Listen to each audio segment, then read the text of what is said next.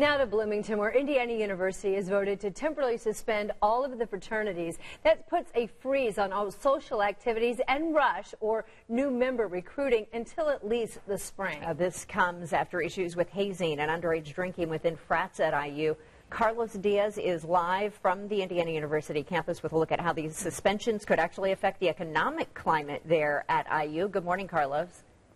Good morning, Julia. Yeah, you know, the news coming down late last night that the fraternities on campus have been suspended, their social activities and their new recruiting suspended until the spring, have hit the frat houses here on campus pretty hard. None harder than the Fiji house here. This is a brand new house just constructed in the middle of campus. It's a 52,000 square foot house, and it's brand new, and no new members mean no new member fees. Now, fraternities have been a source of income for IU since 1845.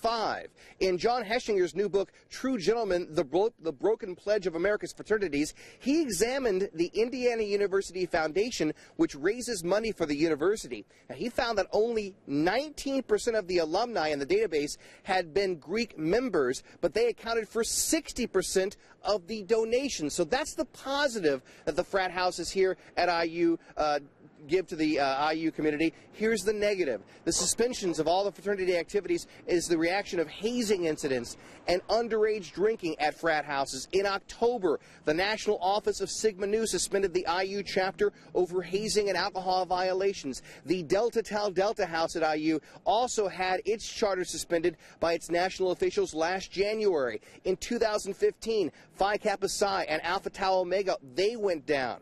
Now, according to Daniel Nauschbark, who is the president of the IU Student Association, he tweeted the decision to suspend fraternities is now it's time to create real change in our Greek system and address the culture it creates. The IU Greek community will be safer and stronger, according to his tweet. Now, IU is not the only campus to crack down on fraternity life.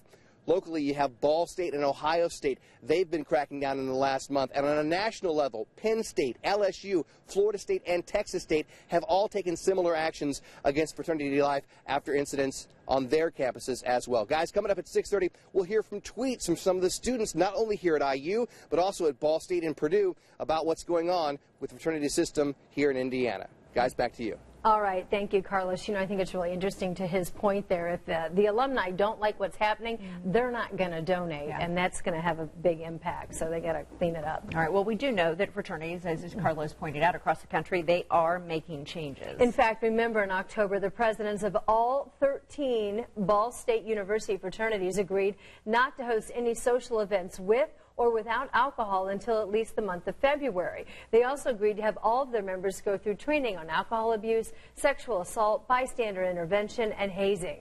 The school and the presidents of the frats are expected to meet at the end of this year to decide whether or not to extend the ban.